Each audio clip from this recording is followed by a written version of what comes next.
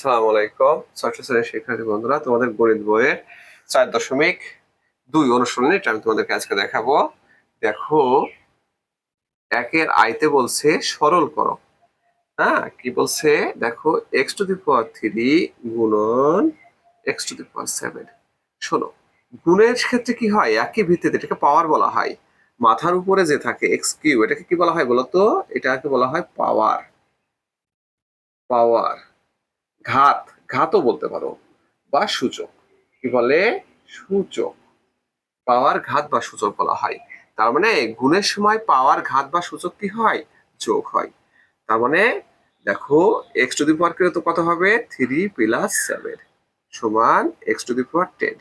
তার মানে একই ভিত্তি, একই চলকে বা একই ভিত্তিতে একই চলক। দেখো এক্স এক্স, এক্ষেত্রে কি হবে? পাওয়ার যোগ হয়ে যাবে গুণের ক্ষেত্রে। ঠিক আছে, 2 নম্বর অঙ্কটা দেখো তোমরা, দেওয়া আছে a³ গুণন a গুণন a⁵। তাহলে কত হবে?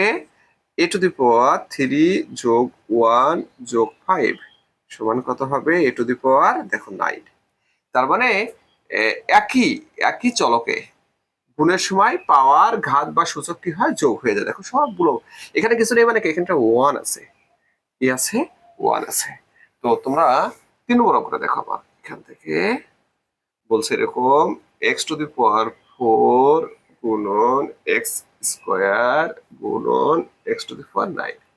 ফ্রেন্ডস দেখো, x⁻কি হবে? 4 যোগ 2 যোগ 9, তাহলে কত হয়? x⁻15। এবার তোমরা 4 নম্বর অঙ্কটা দেখো, কি আছে আমাদের? আছে m গুণ m² গুণ n³ গুণ n³ গুণ m³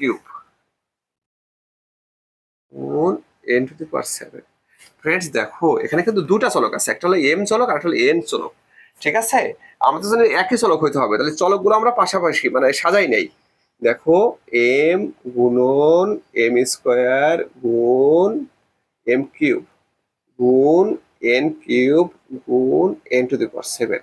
তাহলে কি হবে এখানে? দেখো, m⁻1 + 2 + 3 ইন্টু n⁻, কত হবে? 3 + 7। কারণ কি একই চলক হইতে হবে, ভিন্ন চলকে কিন্তু হয় না। একই চলকে পাওয়ার গুলো কি হয়? যোগ হয়ে যায়। তাহলে কত হবে? m⁻6 into n⁻10। ঠিক আছে, তারপর দেখো 5 নম্বর অঙ্কটা দেখো তোমরা।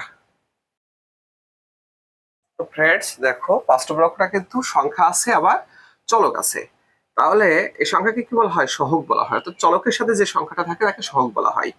এই সহগগুলো কিন্তু সব গুণ হয়ে যাবে। ঠিক আছে, এগুলো নিয়ে কোনো ঝামেলা নাই। দেখো, 3 গুণ 4 গুণন 2 গুণন 5 গুণন 3। ওকে, সংখ্যা নিয়ে নিলাম আমি। তারপরে চলকগুলো পাশাপাশি নেই।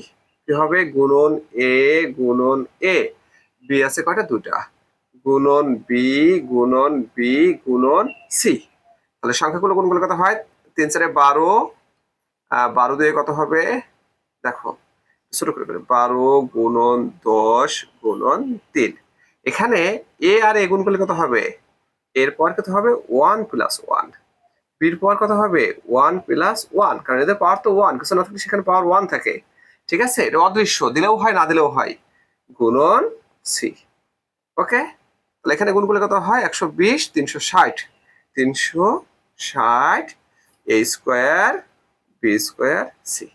ওকে, এবার তোমরা 6 নম্বর অঙ্কটা দেখো। 6 কি বলছে?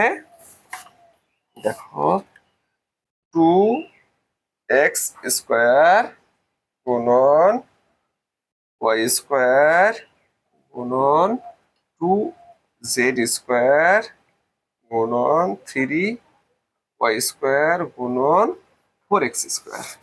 ঠিক আছে, এখন দেখো, আমরা তো জানি যে সংখ্যা আগে গুণ করে নিতে হয়। তাহলে কত হবে? 2 গুণন 2 গুণন 3 গুণন 4। এবার আমরা চিহ্নগুলো একদিকে নেই, গুণন x² গুণন x², তাই না? এবার y² গুণন y² গুণন y² গুণন z²। এই দেখো, এই যে x², এই যে x², ঠিক আছে, x², এই যে y², এই যে y², এবার দেখো জেড স্কোয়ার মতো হয়ে গেল। তাহলে কত হয়, 2 2 4 আর 3 4 12, 4 12 48, গুণ করে দেখো হয় 48। এক্স টু দি পাওয়ার কত হবে, 2 plus 2, Y to the power 2 plus 2। আমরা জানি পাওয়ার ঘাত বা সূচক, তাই না? এটাকে পাওয়ারও বলা হয়, ঘাতও বলা হয়, সূচকও বলা হয়। এটাকে কি করতে হয়, যোগ করতে হয়। আর কত, জেড স্কোয়ার কত হবে 48, X to the power 4, Y to the power 4, Z square. Friends, তোমাদেরকে অসংখ্য ধন্যবাদ এই ক্লাসে অংশগ্রহণ করার জন্য।